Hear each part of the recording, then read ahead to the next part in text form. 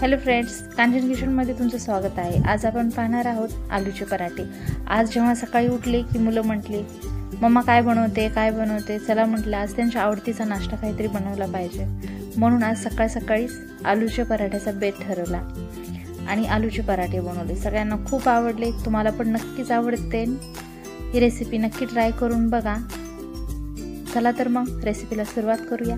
त्याच्यासाठी लागणारे साहित्य आहे 1 टीस्पून जिरा, 1 टीस्पून ओवा, 1 टीस्पून धने पावडर, हाफ टीस्पून हळदी, 1 टीस्पून लाल मिर्च पावडर आणि चवीनुसार मीठ, 2 टीस्पून बेसन पीठ आणि अद्रकीचा 1 तुकडा, 1 वाटी कोथिंबीर बारीक चिरलेली, 7-8 हिरव्या मिरच्या आणि अर्धा किलो बटाटे मी उकडून घेतलेत आणि त्यांना कद्दूकस केलेला आहे। तुम्ही पाहू शकता, अशा पद्धतीने तुम्ही पण करून घ्या। सगळ्यात आधी आपल्याला गव्हाच्या पिठामध्ये मी हे 3 वाटी गव्हाचं पीठ घेतलेलं आहे। त्याच्यामध्ये आपल्याला ओवा हाताने असा थोडासा क्रश करायचा आहे आणि नंतर तो टाका। चवीनुसार मीठ टाकायचे आणि 2 चमचे तेल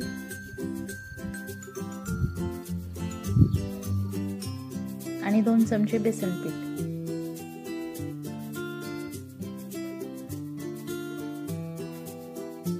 बेसन पीठ सहसा कोणी टाकत नाही, पण बेसन पीठ टाकल्यामुळे एक पराठ्याला क्रिस्पीपणा येतो, चव जरा थोडीशी चेंज होते, म्हणजे छानच लागते।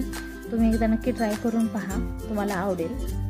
आता आपल्याला हा पीठ व्यवस्थित मळून घ्यायचे, जास्त घट्ट नाही मळायचं। आपण जसं नॉर्मल पीठ मळतो चपात्यासाठी वगैरे, तसंच आपल्याला ह्याचा एक मळून घ्यायचा आहे। तुम्ही पाहू शकता मी कशा पद्धतीने मळून घेतलेलं आहे ते, असंच तुम्ही पण मळून घ्या।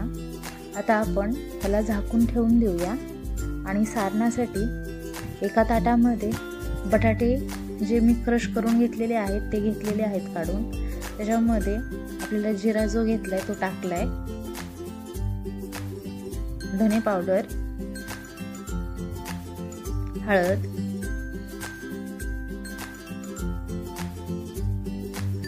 लाल मिर्च पावडर,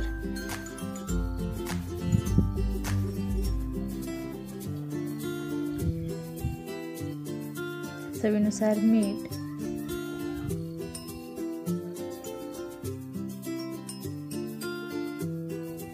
आणि हिरव्या मिरच्या मी उकळीमध्ये वाटून घेतलेल्या आहेत। तुम्ही वाटलं तर मिक्सरमधून पण काढू शकता। आणि बारीक चिरलेली कोथिंबीर, अद्रकीचा तुकडा आपल्याला बारीक खिसणीने असं खिसून टाकायचा आहे।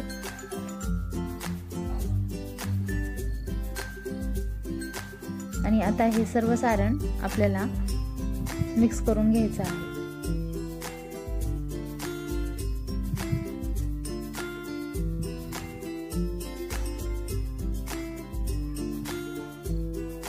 तुम्ही पाहू शकता अशा पद्धतीने मिक्स करून घ्या। आपण जे मळलेलं कणिक आहे त्यातलं थोडंसं कणिक घेऊन त्याचा एक गोल गोळा बनवा। आपल्या कणकेच्या गोळ्याला कोरडं पीठ लावून घ्या आणि त्याचा एक अशी मोठ्या आकाराची वाटी तयार करून घ्या।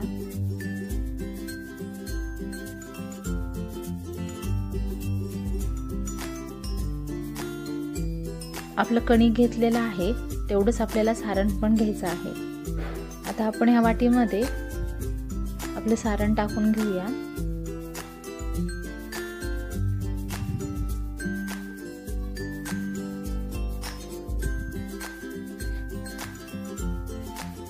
आपलं सारण टाकल्यानंतर व्यवस्थित त्याला मध्ये दाबून हे सगळं जॉईंट करून घ्या की आपला पराठा फुटला नाही पाहिजे आणि त्याचा एक खुंडा बनवून हलक्या हाताने आपल्याला याचे पराठा बनवून घ्यायचा आहे। तुम्ही पाहू शकता अशा पद्धतीचा आपल्याला पराठा बनवून घ्यायचा आहे। जास्त पातळ लाटायचं नाहीये। आपला पराठा लाटून तयार आहे। आता ह्याला तव्यावरती आपण शेकून घेऊया।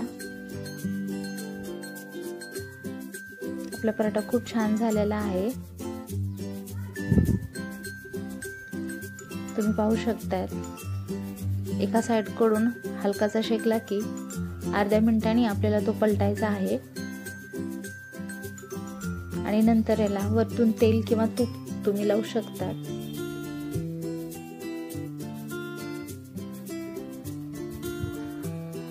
मी याला थोडंसं तेल लावलेलं आहे आणि आता पलटून दुसऱ्या साईडला पण आपल्याला तशाच पद्धतीनं तेल लावून घ्यायचं आहे।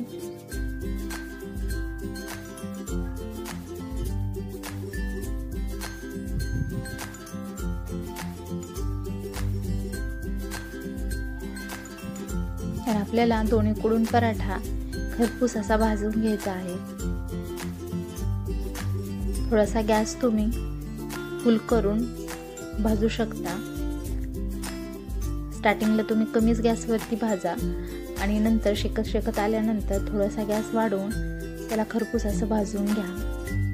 आपला पराठा छान भाजलेला आहे, तुम्ही पाहू शकता दोन्ही साईडनं छान एकदम भाजून तयार आहे। अशाच पद्धतीने आपल्याला सर्व पराठे करून घ्यायचे आहेत।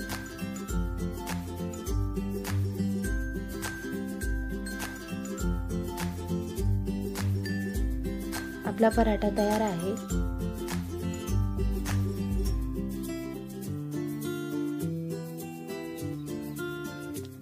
तुम्ही पाहू शकता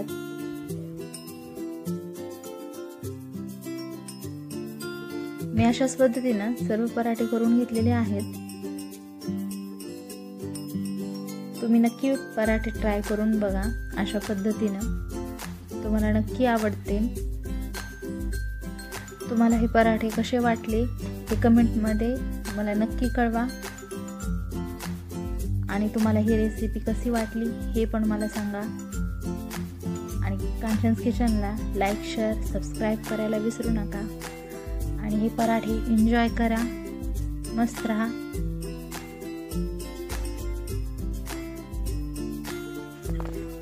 थँक यू।